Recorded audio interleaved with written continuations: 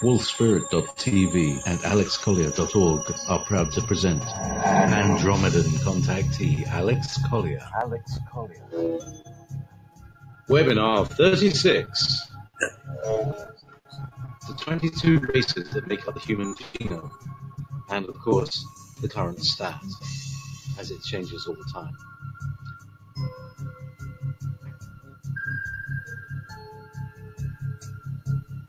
There will be a question and answer session at the end. In the middle. Here's your host, JP. Good afternoon, good evening, and good morning, and welcome to the 36th webinar. And it's nearly 2 years since we started doing this, and I hope you're all very much more enlightened than we were 2 years ago, and certainly more knowledgeable. So, Alex, good afternoon. How's things? HVP, they're good. They're good. Okay, so there's you're maximized and we're off. Maximized. So I guess we're good to go. Yeah, we're good to go. Hi, everybody. And, yep. Thank you for being here for number 36. I know we're going to talk about the ET races, and we will get to that here shortly. But there's, some other things that we should talk about, or I would like to share with you all. And I am finally catching up with my emails. I am in the first week of May of this year, and there's a theme that's coming, several themes that are coming up, and I wanted to address some of this stuff. The first is, I must have gotten 10 or 15 emails in regards to a young man, I think he's 13 or 14, who is a savant, who claims that CERN has destroyed the universe and that we are all now living in a parallel universe. And if there weren't so many people asking me about this, I probably would not address it or give it the time of day. But let me just ask you this, okay? If CERN had already destroyed a universe, whether you are an advanced benevolent race or an advanced regressive race, and these baby boomers, these beginners, had this technology to destroy a universe, would you in fact continue to allow them to play with it? And the answer is simply no. No way. Okay? Because if you've destroyed one universe, you'll continue to do it until you figure out what you're doing. And neither the benevolence or regressive advanced races would allow something like that to happen. I mean, it's just common sense. So you can let that one go, okay?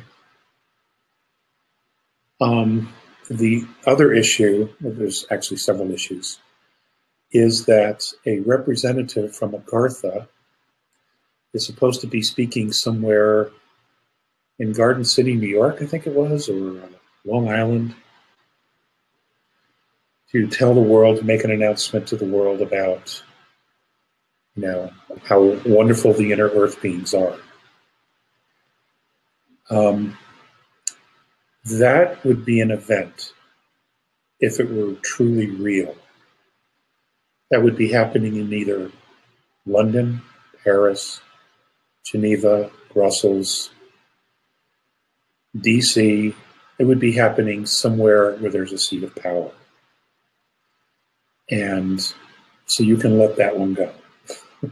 Okay. The other thing that has come up is that there is another UFO speaker who is saying that two things: the Schumann resonance is bullshit, and that the reptilians will never leave Earth. And number one, the Schumann resonance isn't bullshit, and we know that because we can actually scientifically measure the difference from 14, 15 years ago to where it is now. Not only that, but we can also measure the resonance, the Schumann resonance, for lack of a better word, of the planets in our solar system, which are all rising as a point of fact. They're all going up. In fact, the atmospheric changes on several of the planets have gone up over 1,000%, the density of their atmospheres. So clearly something's happening. And clearly it has nothing to do with global warming. All right? What it has to do is energy. We are moving through a plasma belt. We are entering a plasma belt, and we are passing through a plasma belt. And we may be in this belt for years. This changes the harmonics and the frequencies and the DNA of everything. So the bullshit is he didn't do his homework. And he knows who he is. Along those lines, investigators have been able to get the climate change software that was used to give everybody all these bogus numbers regarding how climate change was doing all these horrible things, and that it was going to be the end of the world at 2100. Okay, they now know for a fact that the software was manipulated and skewed to give false numbers. And how they know this is they added real data to the software program, and it came up with these bogus numbers. They then added white sound to these programs, and it came up with bogus numbers. Okay, so it's been another lie of government and special interest groups to gain more control and to manipulate humanity even more. To take away your ability to travel, your ability to move around, and essentially, you know, enslave you in a particular part of the country. Because that's what bad guys do. You know, they get hold of power, and then they just refuse to let it go. And they will do anything. There are no boundaries to their quest for power. And what's interesting about this is that, you know, the benevolents see this.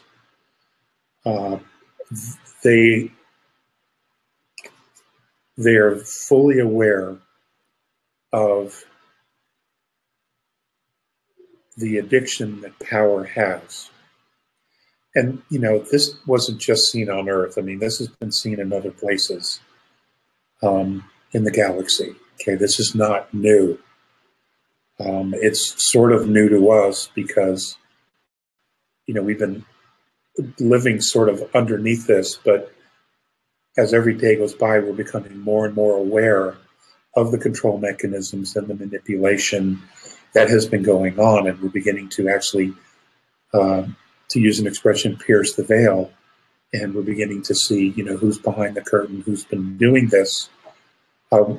We still haven't learned all of their reasons and agendas for hurting humanity the way they have. But, you know, that will all come out.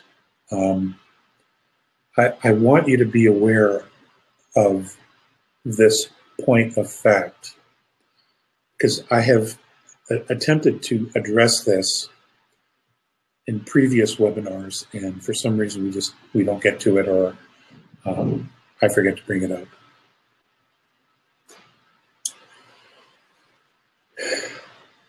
The way things are currently set up, most of humanity, 90% of humanity, is completely vulnerable to traumatic earth changes or solar maximum flares, to asteroid strikes, etc. The only ones who are protected are, of course, the elite and some of their management levels. Not all of their management levels, just some of them. Now, this is not lost on the benevolence.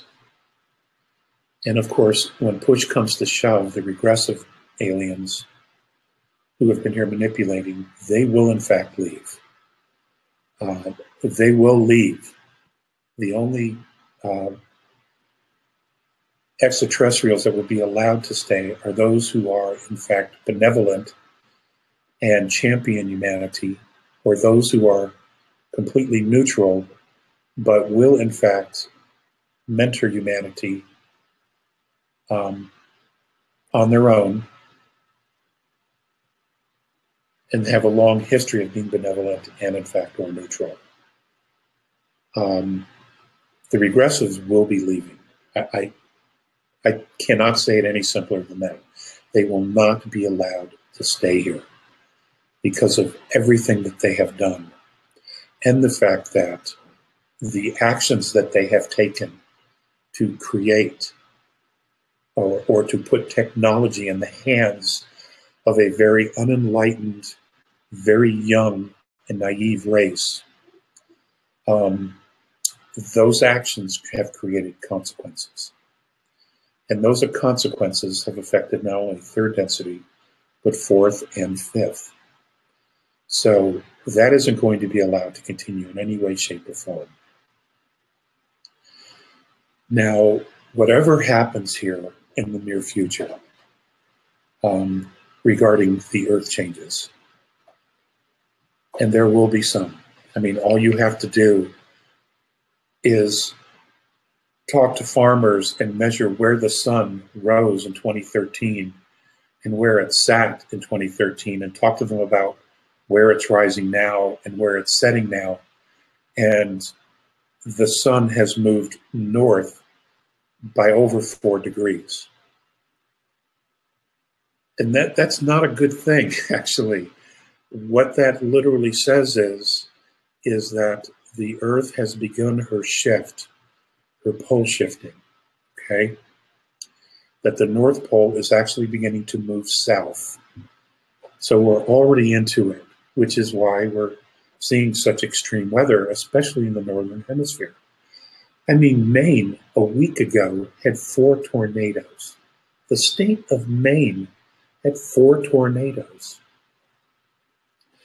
Unprecedented, okay? So, you know, there's a lot going on, and if you pay attention to that, you know, you will see that, and you will see different types of weather in places that never had that experience. And it's because the Earth's ecosystem is changing, and it has nothing to do with SUVs. Okay, I'm telling you, that doesn't mean that we couldn't do things better to treat the Earth better. There are a lot of things. But global warming has to do with where we are in space. We have entered a completely different place in space. So, when all this happens and the Earth changes, whatever they are, severe, extreme, minor, at the end, what's going to come out at the end of this, ladies and gentlemen, is that the governments that we now see in existence will not be in existence, especially a majority of those who have not done anything to take care of their people. Those governments will not be allowed to come out of their hole and just take over and continue where they began. That's not going to happen. Okay, different governments will have to be put in place. Those will be by the people themselves, the survivors, who are not going to forget this incredible betrayal. And that's what it is. That's what it is.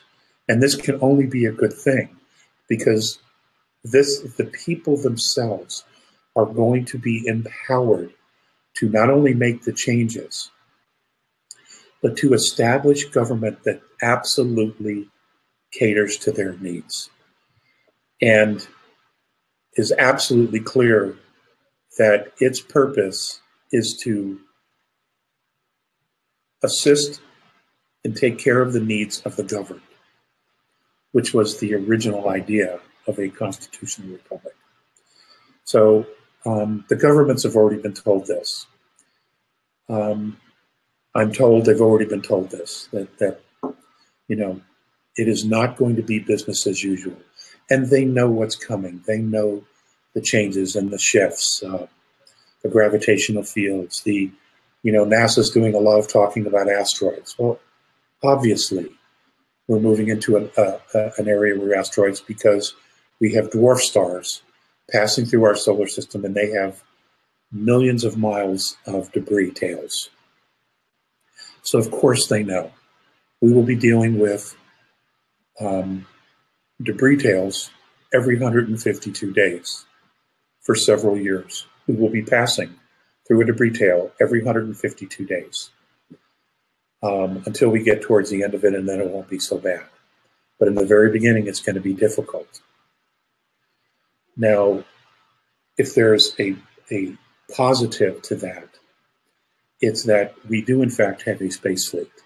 And it isn't just the United States. There are many governments involved in this. And it is, of course, one of the best kept secrets of humanity. Now, as I have told you, I don't know, a year ago, it may have been even longer than that, that the benevolents were not going to allow the breakaway society to break away. They just weren't going to let it happen because it is absolutely not the right thing to do. And you can't fuck up the way they have and then just take off and think, hey, you're going to leave all your dirt behind. That is not how this works. That is not how the universe works. Okay? You have to clean up your backyard before you move on anywhere. And they haven't done that. And it isn't so much their fault. I mean, the actual crews in space. It is more the management and the military-industrial complex. They're actually the guilty parties here. Anyway, they're not going to be able to leave. And hidden inside the congressional bill, the new NDAA, the National Defense Authorization Act of 2008, is a line item that creates a space fleet that will, space operational fleet that will operate solely in space. Now, the purpose for putting this line item in is to create a funding mechanism because they can't be off the books anymore. So they have to create the funding mechanism in order to be able to do this, not necessarily out in the open, but they have to do it. Okay, there has to be some accountability. Now, ladies and gentlemen, this is a really, really good thing. And the reason I say this is this. In the beginning, when it finally comes out that we've had this technology and this fleet, and they've been flying around for 60 plus years, there's going to be a lot of very righteous anger. But once that passes, and they begin to share some of their explorations and some of their discoveries, just in our solar system alone, it'll be quite fascinating and it'll be enlightening. This should have been done a long time ago. It would have changed humanity's perspective about itself a long time ago. It would have created a brand new type of economy that would have not brought us to the brink of absolute financial collapse. But, the intent of the creators of these programs were basically to fuck humanity. I don't know how else to say it, but that was their intention. You're going to pay all the bills. You're going to be the slaves. and we're going to go and do what we want. Okay, well, that isn't going to happen now. But these things are going to occur, and there'll be more and more information. How it's released and divulged, I don't exactly know. There are bits and pieces here and there. But my point is, this fleet is going to be used to try to protect humanity as we're passing through these debris fields. Okay? For all I know, they've already begun. They have, a pretty good idea of longitude and latitude of where the Earth will pass, and the Moon will pass through these fields. And maybe they've already begun, at least begin to hit the bigger pieces. So you need to be aware of that, because there is just so much going on behind the scenes. They're doing a marvelous job of keeping everybody distracted with Russians and the Trump fake news and, Syria and just China and all of it. Okay? It's look at the left hand, but don't pay attention to what the right hand's doing. They're masters at this stuff. And humanity has fallen for it time and time and time again. Okay, if humanity can just get the mindset, well, they want me to look over here for a reason. So that means that they must be doing something over there. If we started to focus more on that, we would see what the agenda is and how it's beginning to unfold. And again, the purpose of this is to be the observer, to not emotionally buy into it, because energy flows where energy goes. And as we have talked about many times, and there are other speakers, I believe, saying the same thing, we need to starve these bastards out of here, right? This is our home. This is our planet. This is about us. Even the ETs coming here, ladies and gentlemen, it isn't about them. This is really about us, okay? And you have to be, you need to remember that. This is not something that we should totally be in awe of or fall into that place of wanting to worship. Okay, we've done this before in our past, and it's never ended well. So we shouldn't be doing this again, and we should have the mindset of, okay, we are going to stand on our own. We are going to become a united race once and for all, barring all the religions and all the governments, that we, the people, are going to stand together. What is it that we need to know, and what is it that we need to learn, so that we can move beyond this place of having become so disempowered that our governments think they can just leave the planet and leave us all behind to deal with these natural disasters. Okay? And that's the reality of it. And they can't ever be allowed to do that. Ever, ever, ever again. And they're not going to be allowed to do it. But humanity is just now coming to grips with, wow, we got all this stuff going on and we're not prepared. It's because they didn't want to prepare you. Right? That has to be addressed at some point. Now,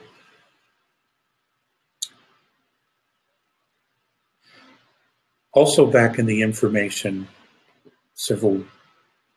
it may have been a year ago or so, or even longer, I can't remember.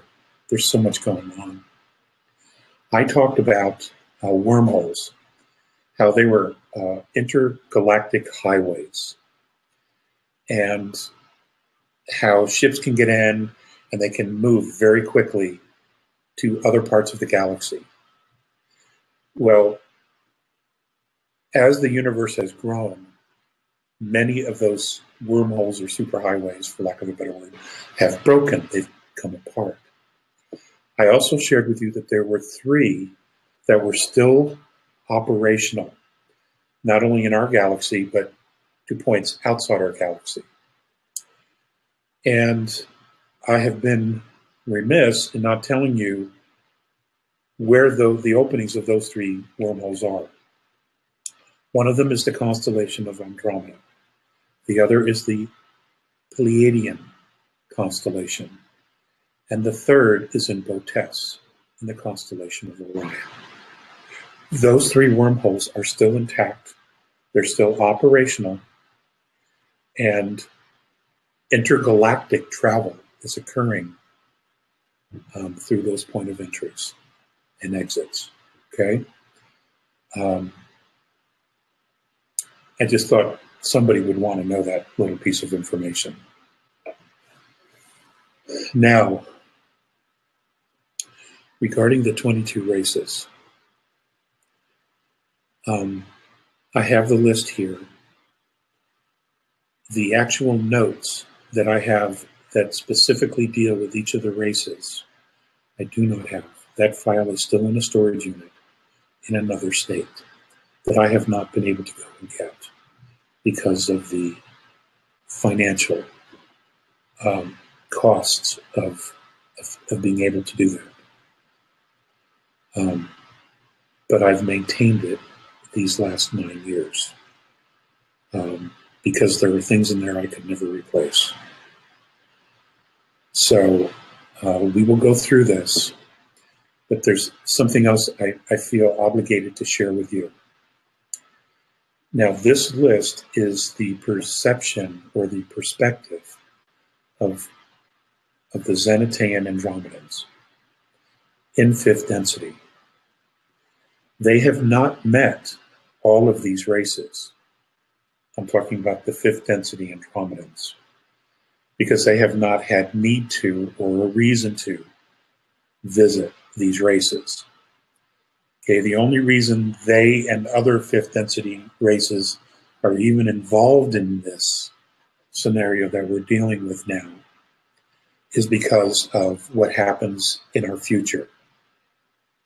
800 plus years where tyranny shows up, where there's a shift in energy in their reality that is tyrannical.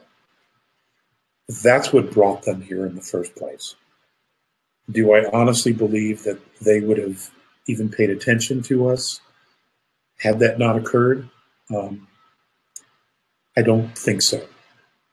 Would someone else have come to our aid? I don't know. It's possible. But whatever events took place and caused this chain reaction that started here in our solar system in third has affected fourth, and it has affected fifth. So there's no going back. So I guess in some respects, this may turn out to be a blessing, at least for those of us on our planet. Because this group was exposed by what they did. And I just think it's important that you know that, okay? That the A's themselves, I will tell you the groups that they have met that are in fourth density that I'm aware of. Now, it could be that they've engaged with three density star families, but I'm not aware of that at the present time.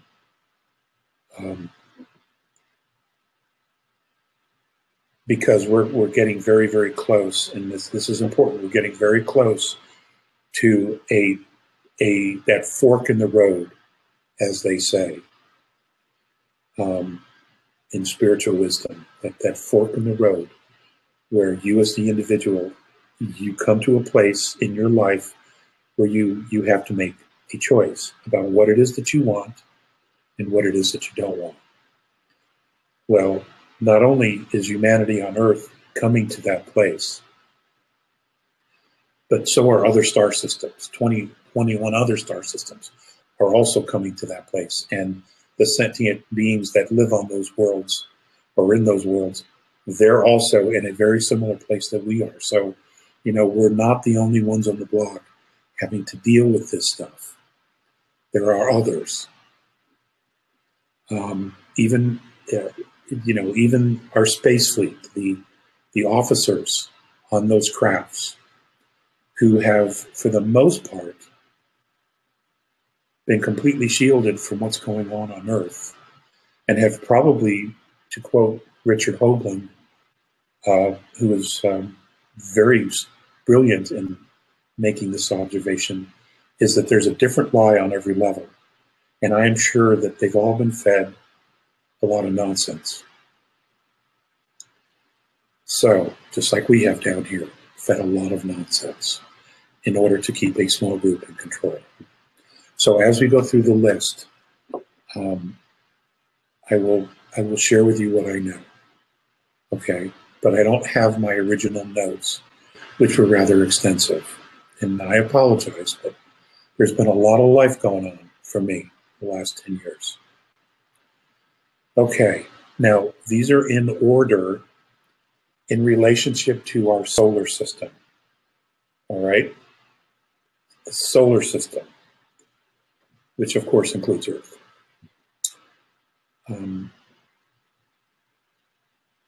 The first race that is very instrumental in the discovery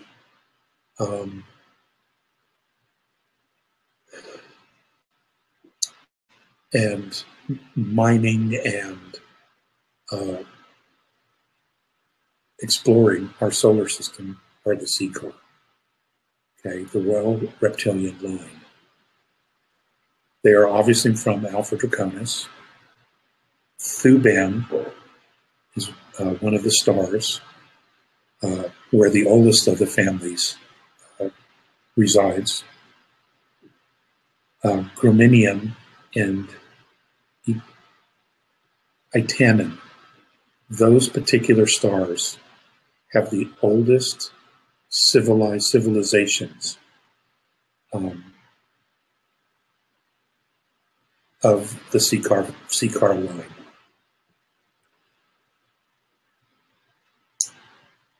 Now, they are a remarkable race. The A's have called them the ultimate warriors.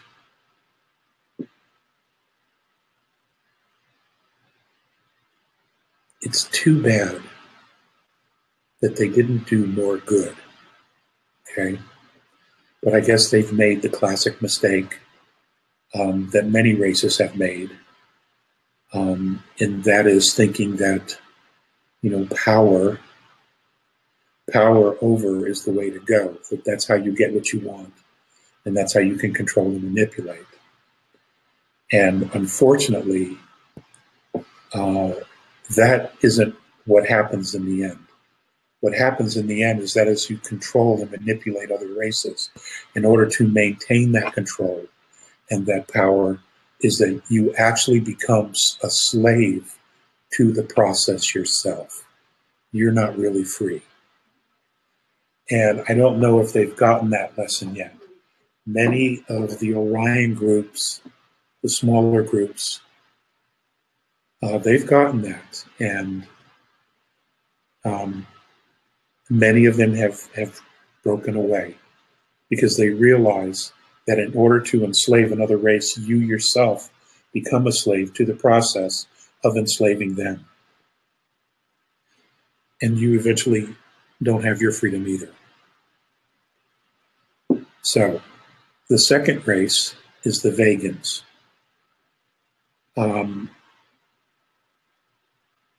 Some of the Lyran races are human, what we would consider human. Some of them are not. Some of them are very different. They're aquatic and other type of races. The two primary exoduses out of Lyra that literally seeded our galaxy of many human races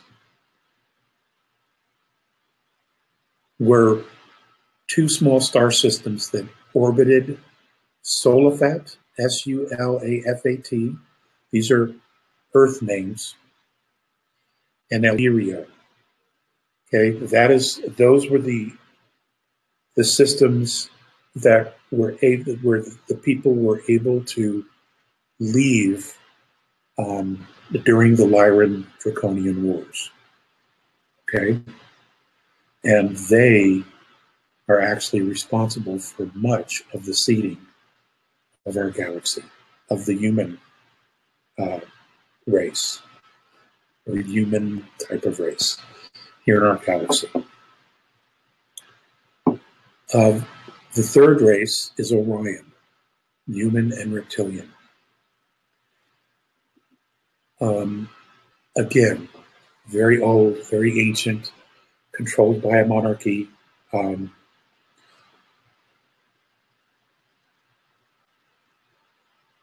Their history is where they've gone to the dark, and then they've moved back to the light, and then they've moved back to the dark, and then they've moved back to the light.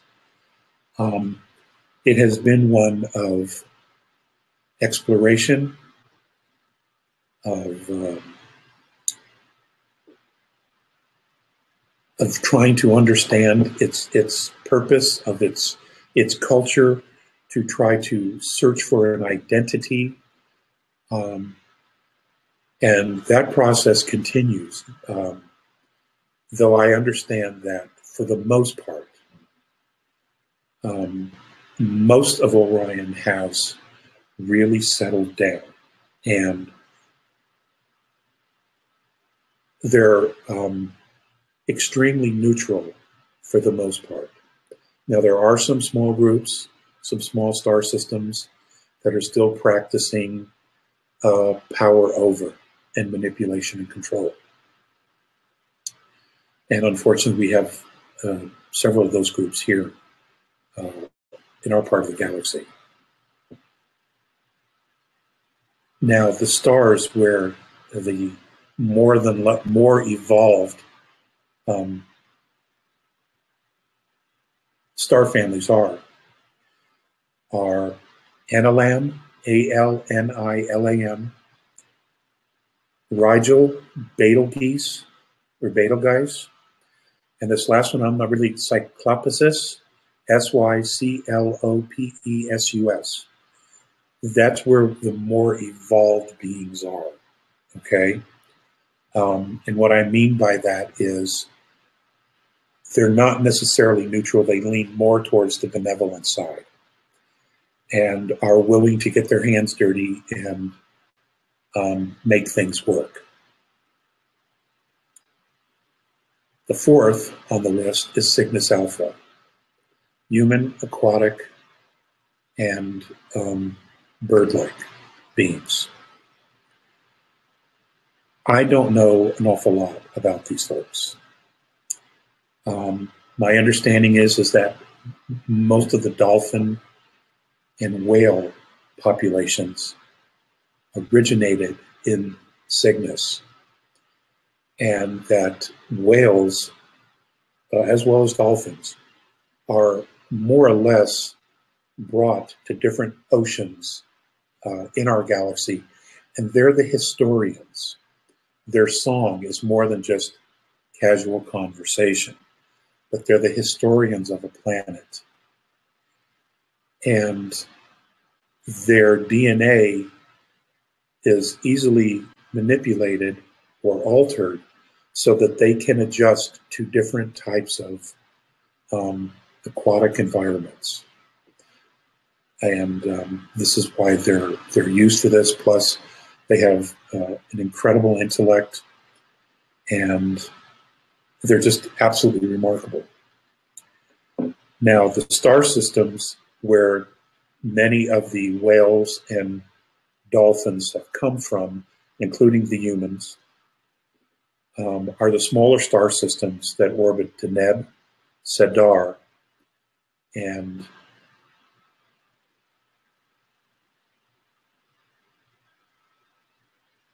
Gienah, Gienah. Okay? There is a newer group that is involved in the process now of freeing humanity that is now involved in part of the liberation of our solar system. So they're a new group, also from Cygnus. They're just late to the party. They come from the star system of Aldebaran. Okay. And what's interesting about that is there is a lot of Lyrans there. So that's interesting. The fifth race is the Arcturians. They come from Botes, for the most part, the star system of Botes. And they are extremely enlightened, incredibly resourceful. And they are a race that takes great pride in pushing forward all the knowledge and the wisdom that they have to their future generations. So you could talk to literally any generation of Arcturian, and they would all basically be on the exact same page as far as their knowledge of the galaxy and history and technology, etc. So now, this interaction between Earth and these different races, I want you to know, goes back millions and millions of years. Okay? Millions of years. And Earth's history is extraordinary. It's just extraordinary. Okay, the sixth group is the Pleiadians, predominantly human. Now, I'm not the expert on the Pleiadians. I've already shared everything that I know about them. There are other contactees who have had direct interaction and continue to have direct interaction with the Pleiadians. I would ask you to come forward and talk about what you know, or anonymously post it on a blog or something. It would be great for you to share the information. Meropa, Alcyone, Maya, Pleione, and Alcyone. The group from Alcyone, they have a very checkered past with their interaction with Earth and our solar system, in that they've both done very enlightened things, and then they've done some really screwed up things. And they have changed political alliances to suit their specific needs at the time. And unfortunately, there have been consequences to that. And these lesser evolved races or younger races have had to pay the price for those switching back and forth of allegiances. Okay? The Zeta Reticulans. I'm not referring to the Greys, but I'm referring to the Zeta Reticulans. A reptilian, plant, and other. Their particular star systems where their civilizations come from and are the most anchored at current time are Canopus, Canopus, and Achernar, Achernar.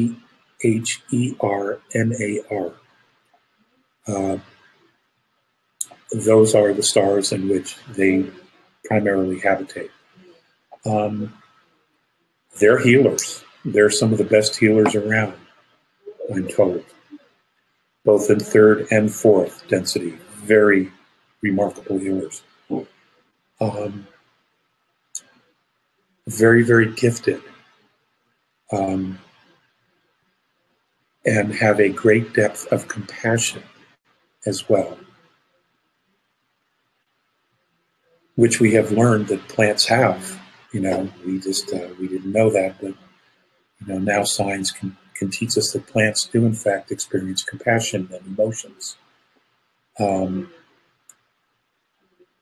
What their actual significant contribution has been to Earth, I don't remember. Those are in my notes, which I don't have. 8, the Syrians. Human, reptilian, and aquatic as well.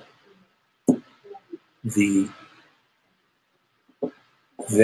reside, the oldest of their civilization is anchored in Milifin, Merzem, small star systems between Wesen and Aludra, A-L-U-D-R-A.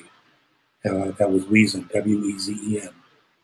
That's where they are. That's where they inhabit. That is where the root race of their star family is and exists to this day. Number 9, Aldebarans. Human, reptilian. Small cluster of solar systems that orbit around the star Aldebaran. That's all I have for you at the moment. Okay? Sorry about that. Andromeda is number 10. Human. Star systems that orbit, smaller star systems that orbit Almach and Mirage. That is where the root race in 3rd and 4th density, as well as 5th, that's where their root race exists. And they weren't always there. They migrated to those particular star systems during the Great Lyran Migration. But there were many stops apparently along the way before they chose to settle there and to hang their flag. Okay, that's 3rd, 4th, and 5th. The Mizarians. I know next to absolutely nothing about them. They're human, apparently. And that's M-I-Z-A-R-I-A-N-S. They come from a very large solar system that's located between Alcor and Mizor, M-I-Z-O-R. That's all I have on them. Number 12, the Minnetonkians. M-I-N-T-A-K-A-I-N-S. Now, these are human words. Okay, these are not the root race names that they have. But most of those words, especially with telepathic races, are never spoken. So there's no way for me to tell you what that name or sound is, because I don't know it, because I don't speak Orion or Arcturian or Vegan, okay? Telepathically, I don't speak their language. So, you know, I've been criticized for saying, well, they all have Earth names. Well, how else am I to communicate who we're even talking about, okay? The closest sounds or symbols to their name put into the English language resonates to these words. That's what I'm sharing with you, okay? Just so you know. The Minnetonkians, human, aquatic. They come from the Orion star systems, small stars around the central sun. That's all I have on them. Number 13 is the Cassiopeans, insexual as well as aquatic.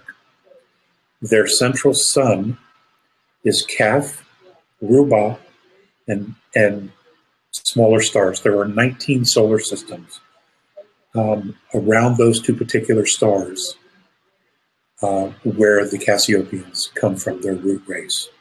And that's Kaf, C-A-P-H, and the second sun is R-U-C-H-B-A-H.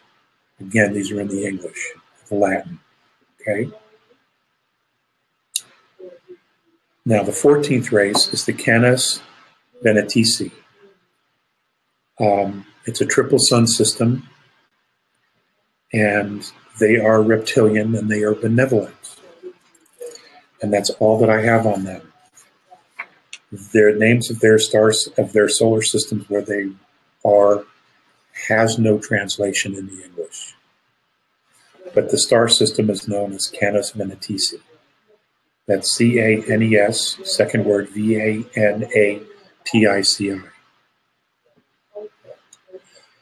The Picturians. Now, this is actually pretty interesting. They're human, animal, and Yeti. It's a double star system near Captain's star. That's C-A-P-T-E-Y-N-S. That star. This is the Picturians, and apparently the Sasquatch and the Yeti, they're part of this Picturian group. I don't remember any more about their history. Again, my notes are still in storage. The 16th is the Anatarians. They're human. Solar system lies in a binary star system that orbits their star, Antares. Okay? That's all I know about them, folks. Sorry. Number 18, Nibiruans, the Anunnaki, human reptilian. Their original root race comes from Tarshem, T-A-R-S-H-E-M, which is a star system that rotates around Butes. Okay. Number 19, Tausetians. They are human. Their solar system orbits between Menkar and Mira. Now, over the course of the last 25 years that I have been speaking, I have mentioned the Tausetians and their struggle to become free after they had been enslaved. I would ask you to go back into those notes and research that. They're a model of breaking free and self-empowerment. And they are very proactive in shedding the light and teaching and living by example of what they've been through themselves. Okay? A mentorship by these folks would probably be a very remarkable thing, especially in not only self-empowerment, but also constantly being aware to not fall asleep and to fall back into old patterns that will in fact be used against us to enslave us, should we allow it. Okay? Number 20, Capellians, reptilian, completely neutral. 3 star systems held by gravity that orbit around the central star of Capella. I don't know any more about them than that. The Procyons. We've also talked about the Procyons as well. They're human. Single and binary star systems, very rich in mineral deposits, which is how they got into trouble as well. Their story of liberation is extraordinary as well, just like the Tausetians. Maybe even more compelling, to tell you the truth, because their story is that they were enslaved for over 600 years. And what they did was they created a hidden underground culture of seers, of wisdom seers, of enlightened shamans, okay, predominantly female. And they did this for generations and generations, and they kept them hidden while those on the surface suffered. And what they did was they were able to build up their numbers to such a point that they were able to create a conscious shift that was equivalent to 5 or 7 years our time. And the enslavers, which were primarily the Greys, were not prepared for it. And the shift happened so quickly that everyone woke up and they were able to call for help. And their call for help was responded to by a consortium of benevolent races. And they were freed. And what Greys survived, there weren't many, I understand, they skedaddled. And they were given refuge here in our solar system. So the bad ones, the very, very bad apples. So again, that would be a remarkable mentoring from these folks. The 22nd race is Hades, human, binary star system. That's also near Aldebaran. That's what I have in my notes. I don't know why. I don't know anything about them either. But again, I want to stress that the A's, my fifth dimensional guys, have not actually met all of these races or even interacted with them, because some of these star systems don't necessarily have fifth density life. They have third and they have fourth, but they don't have fifth. So that's the reason for that. But now that there's been a lot more interaction with third and fourth because of what's unfolding here, this list could in fact not only be upgraded, but could also be obsolete. So I just want you to know that. But you know, what's important to remember about this, ladies and gentlemen, is that we're not isolated. You know, this horse pucky that, you know, we're the center of the universe, that everything revolves around us, and that, you know, God didn't make anyone else but us. And he put us all in this place as sinners because of a mistake of one person or two people. God, you still got to let that fairy tale go, okay? Because it's rubbish. It's absolute rubbish. We're not alone. We are a genetic root race ourselves. We have so much value. We have a future to grow into, to learn about, to become a part of. And it is imperative that you all grasp that when you look up into the sky. Okay, they're out there. And, you know, you can't convince someone who thinks it's all bullshit. Well, forget them. Okay? What's happening on this planet is not about just getting rid of the bad guys. Okay? That was the original point of everybody coming here. Was, well, what's the story? How does this whole thing line up? Who's actually the root cause of all of these events that happen through the dimensions? Now that they know that, now what's happened is they've learned about us. They have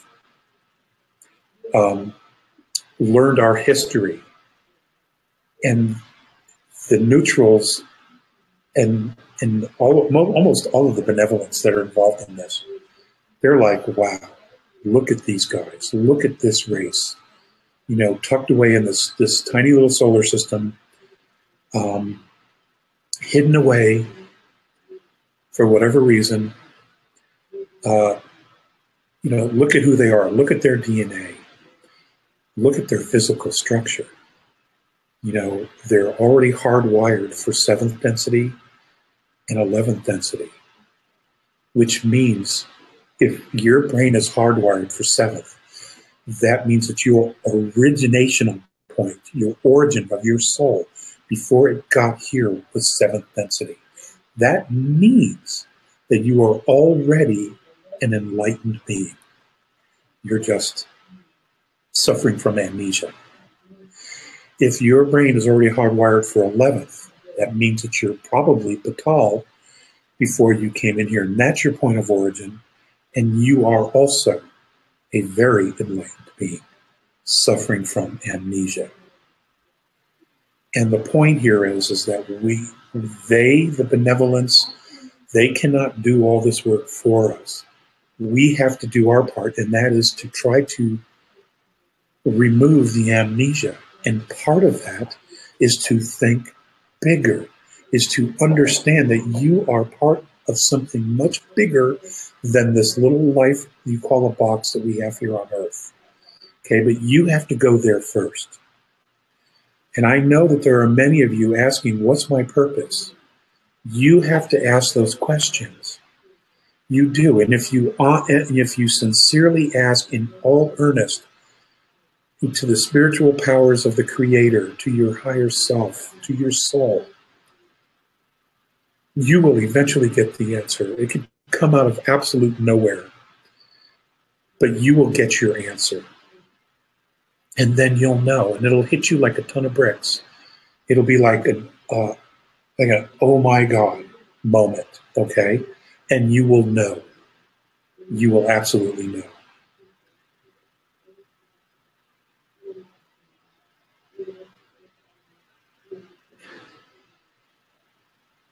Don't give your power away. You know,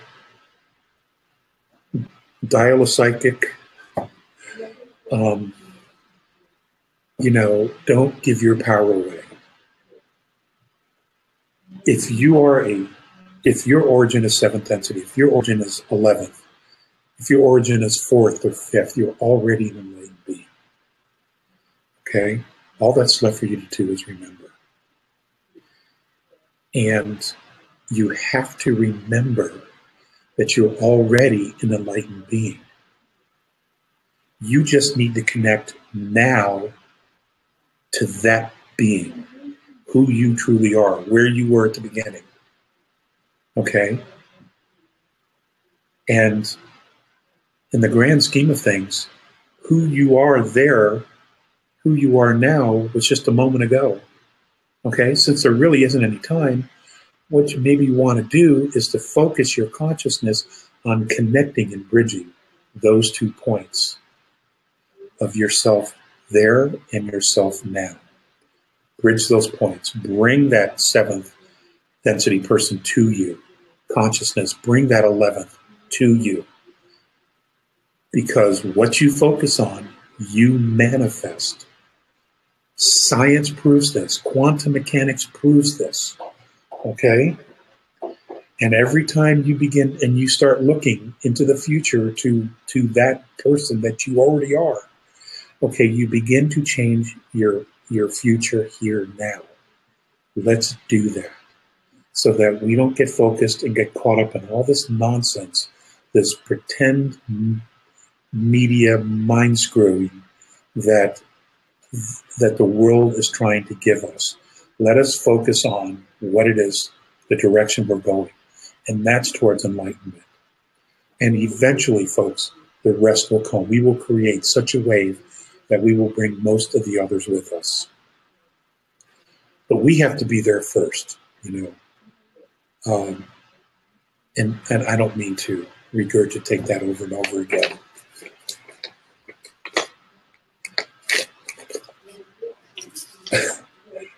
It was Visayas who said, we are already those that we're searching for.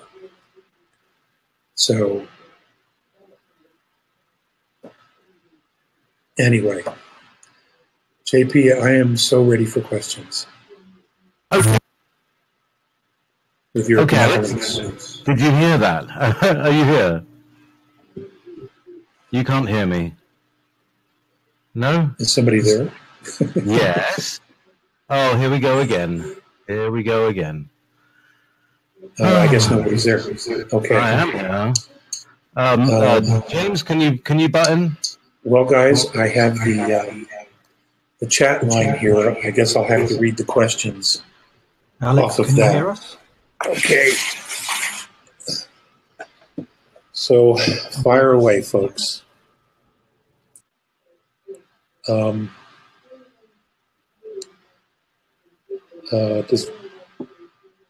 I go home then? Nobody has any questions? Turn up my audio. My audio's all the way up, dude. You know? It's at full. I mean, I was talking to you before we started. How come it doesn't work now?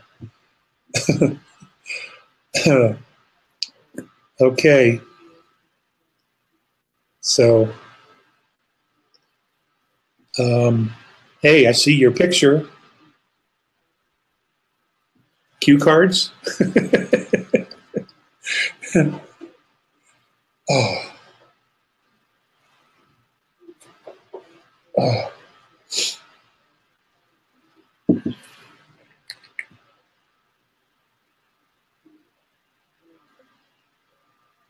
Oh.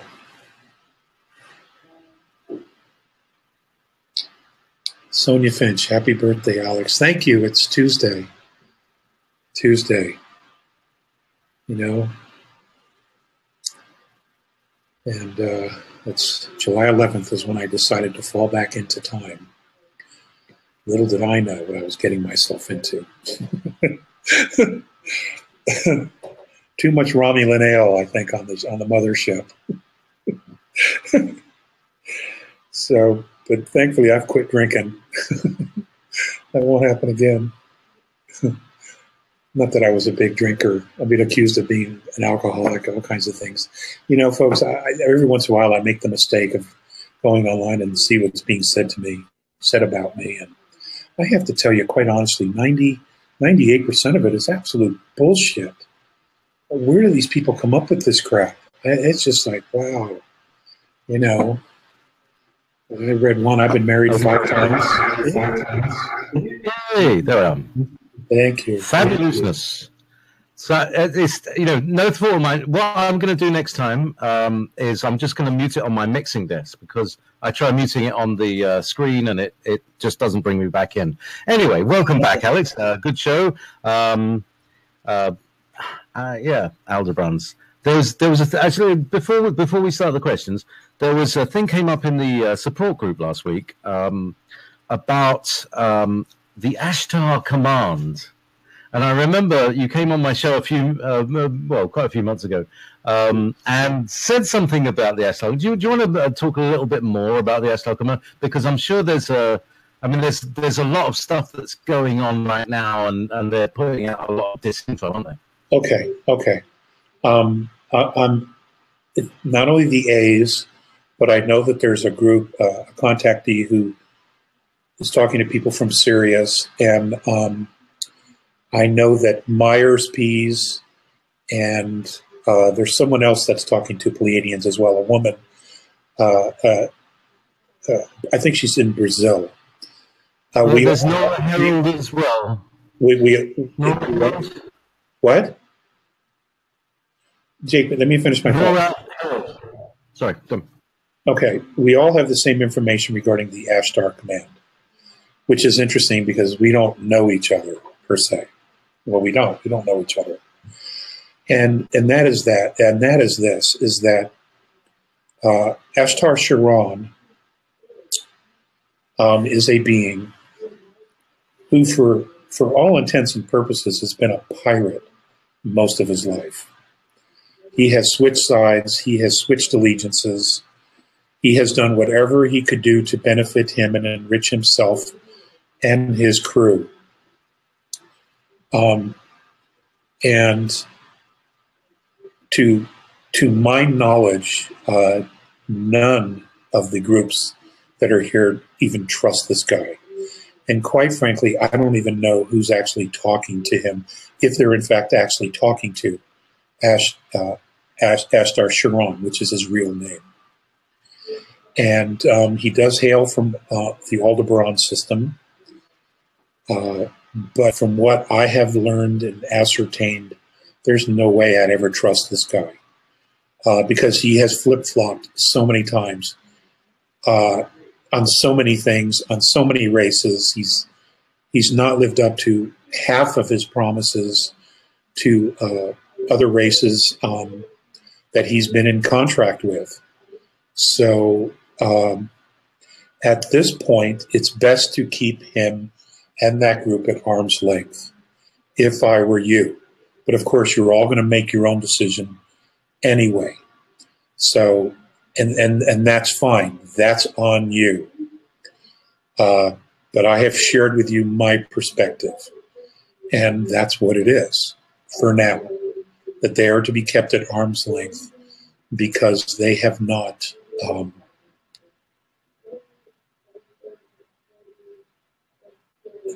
they've not held the good road. They have not.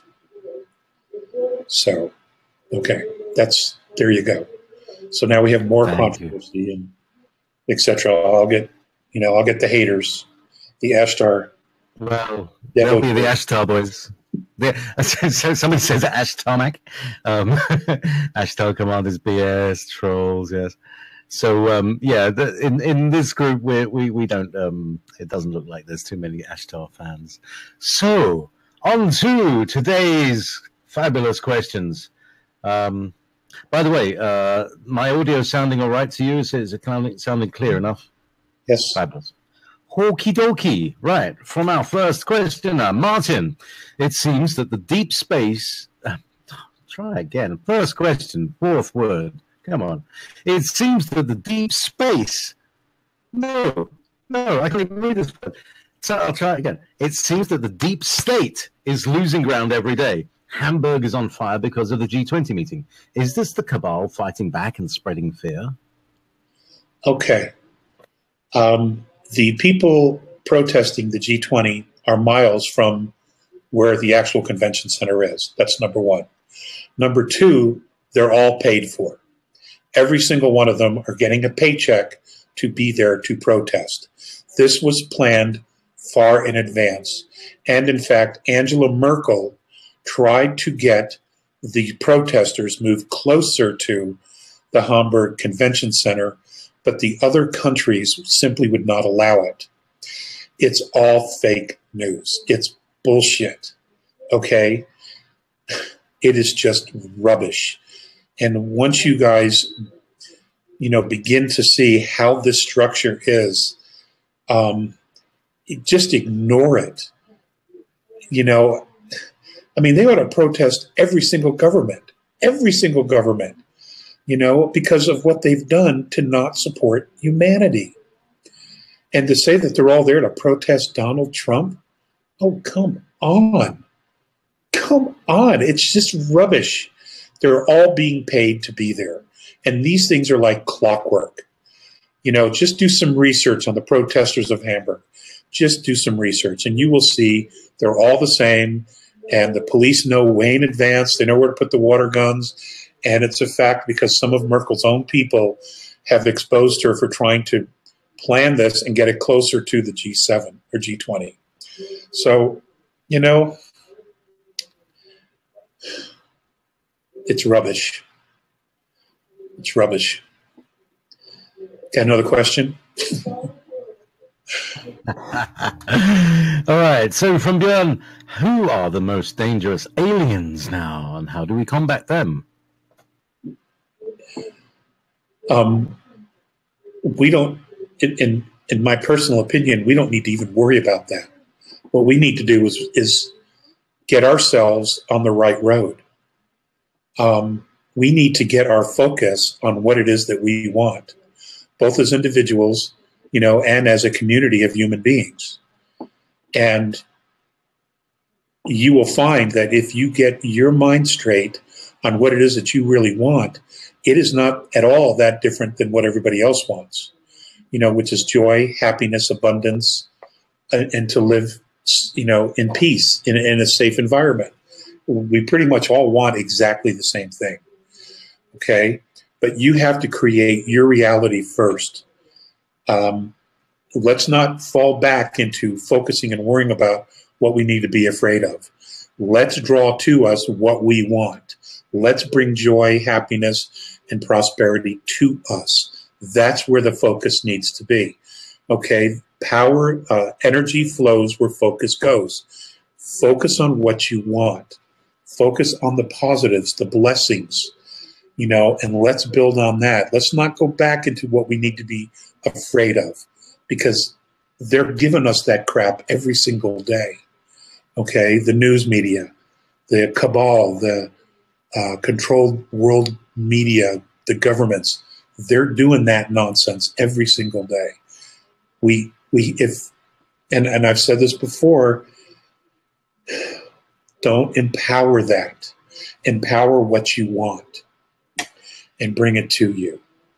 And we will all be on the same page, okay? You will be amazed at how we're almost all on the exact same page, with some minor variations. Okay, JP. From Fence Walker. Hi, Alex. Here is what I am curious about. Number one, as mentioned above, what might the mentoring look like and how might we use it to benefit humanity? And is the mentoring primarily on the astral plane, physical contact, or both? Okay. A lot of mentoring has been going on the spiritual plane, the astral plane, and for those of you who travel out of your body and go to different places and go to school. Okay, unless you've actually experienced that, most people who haven't experienced that in any way, shape, or form wouldn't have a clue as to what we're talking about. But that is in fact happening. And essentially what it is just the information that people are getting on those levels is current stat and what to do and how to react when certain events occur, okay? And at this point, everything is event-based because that's just the best way to do this operation at the moment. To plan things out and to funnel your intel to different sources, that hasn't worked because there's been so much betrayal and there's been torture of other contactees to get information. Horrible things have happened. The capturing of souls and put on a gray mothership to try to take them out of here who all had information, you know, those kind of things. They had to stop because I think what happened was the benevolence, they forgot that the bad guys, they don't play by any rules.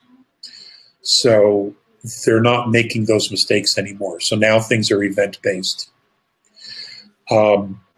which is why many of us don't have any recognition of what we're being taught. We may have glimpses, but the harder stuff is very deep inside to be triggered. As far as a physical mentoring, my understanding is that once they have made themselves known, they will, for a while, allow humanity to get used to the presence of them. Because the dark side, the cabal that's left here, they will, of course, to maintain their power and control, will try to make everybody fearful. This is an invasion, yada, yada, yada, okay? And it's nothing but the sort. We've already been invaded. The enemy's been here for some time already. So at some point there will be contact. And at this particular time, I'm not sure how it's going to happen, but what they will do is they will share knowledge. They will share the history of our race on the earth. They will share spiritual realities that coincide with the history of the human race on earth. And they will also share the idea that we have significant technology already on the planet, some hidden and some not, some in plain sight, that if tweaked can be used to do things in a different way. And this will, of course, create some pride. This will create some self-empowerment in humanity. And it's going to be gradual. And that's the way to do it, because they have to get this right, and they want to get this right. But all of their actions will depend on how we react to their presence. They're not going to come down and just and do what the Anunnaki did and say, okay, we're here. This is what you have to do. Here, I'll show you how to do it. This is what it is. And then we create a cult and then a religion. They're not going to go down this road, okay, because that has retarded humanity's spiritual growth for over 400 years now, okay? And we're like a bunch of cupcakes. It's ridiculous. So that isn't going to happen. But, that's changing every day, because more and more people are waking up. More and more people are making the decision to create the future they want. And in doing that, they're creating our future. So, it's in flux. This is all in flux. There is no hard one way to do anything at this point, which is great, because we are all extremely resourceful, and there's a million ways to do something, and all get to the same place. The path less traveled, the path of least resistance. We're all trailblazers. We're all founders. Okay, we're all founding fathers and mothers of the new human race, every single one of us. Okay, and that means that you are hacking your way through the weeds to get to a specific place and to show others how to get there. Okay, so know that you're all founding fathers and founding mothers of the new humanity. Okay, and that date's to be determined.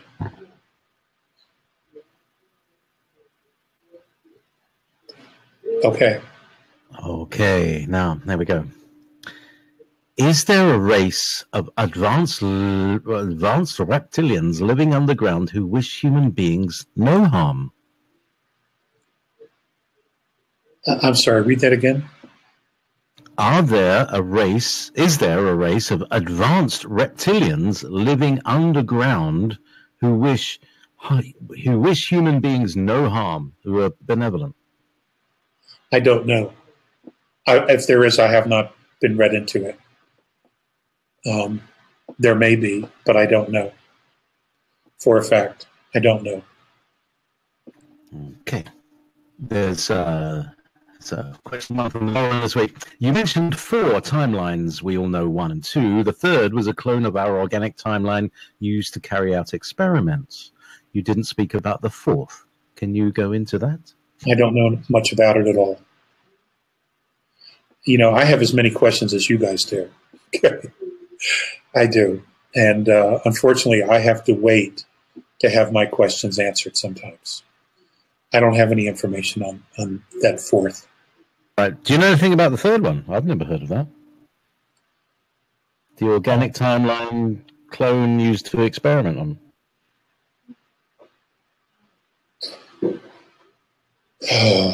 That's a really dark timeline.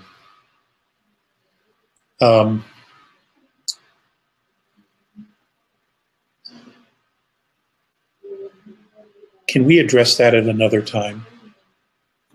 James, make a note. Take a note, Miss Harkin. No. Okay, so Michael Hudson, you mentioned the asteroids and abandoned moons being activated and hovered over the Earth to help with the magnetic field from Nibiru. Are those bodies in place and working just now? They are operational, yes.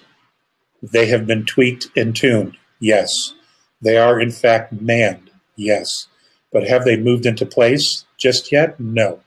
They won't move into place until the dwarf star, which is the real threat here, begins to come around the sun and move past us. Now, in talking about this, I want you to be aware of something. When the dwarf star passes, it will be at its closest point to Earth in over 321,000 years. So I am incredibly grateful for the help of the races that are here to make sure that we get through this thing with minimal damage. I really am. It isn't the end of the world. The Earth is not going to be hit by another planet. That isn't going to happen. And, you know, the concern is, of course, asteroids. And it doesn't take that big of a one to cause a serious issue here.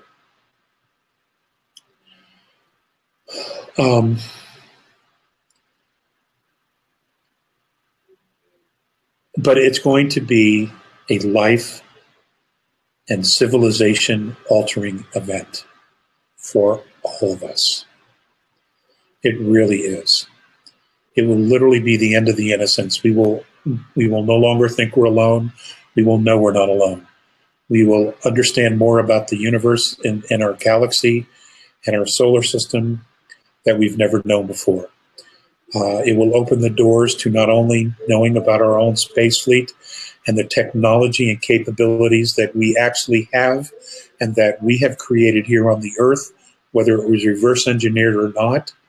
You know, these are all empowering things, and these are all very beneficial and will take humanity to the next level and to another level of self-awareness and self-responsibility. You know, the fact that they have kept this hidden for so long is just absolutely effing criminal.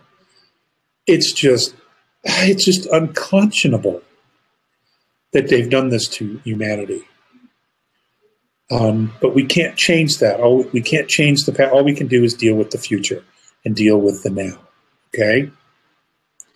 And what we need to do is focus on the future, focus on what it is that we want, helping each other, you know, understanding that racial prejudice is learned behavior. We have been taught this behavior to make sure we do not become united, because it's game over. And they have been very, very good and efficient at keeping humanity divided, and creating its own enemies, you know, and ladies and gentlemen, we're not the enemy.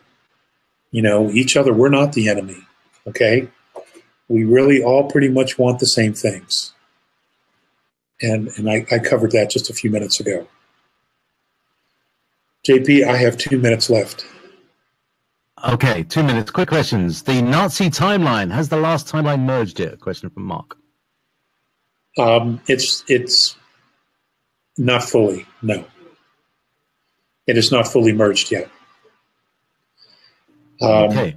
There's been a lot of intervention, which is why, you know, we see movement of fascism, and then we see exposure and it goes away. And then we'll see more movement of total global governance, and then there's exposure, and then it kind of goes away. You see, it's a chess game, ladies and gentlemen. It's not only a chess game of physical pieces, but of conscious pieces as well, of dark consciousness and enlightened consciousness. And, you know, the one thing dark consciousness can't stand is to have the light shown on it, because what it does is it withdraws, because it knows that it's wrong and that what it's doing is despicable. And this is why we're seeing this tug of war. It's really quite remarkable to watch as an observer. Okay, Guy, last question. All right. Lovely question from Sonia. Do you have an allotment, Alex? Do I have a what? Oh, so in Britain we have we can rent a patch of land to grow vegetables on. Oh, no, I do not. Allotment. No, I do not. Okay. Can an Andromedan have a beer with a Terran? That's bien. Well, if it were, it'd probably be a third density. It wouldn't be a fifth density. They don't do shine. The quick question about booze booze is like it happens when things ferment. So it must have happened on just about every planet ever. It's possible. Are there planets where things don't ferment? It may be possible, but let's just say I don't know about that, and I was never taken to a fifth density Andromedan club. Oh, I don't would be even nice, know if they exist. Maybe that's where the pilots go. I don't know. So, ladies and some gentlemen, closing questions. Thank you. Closing thoughts, Alex.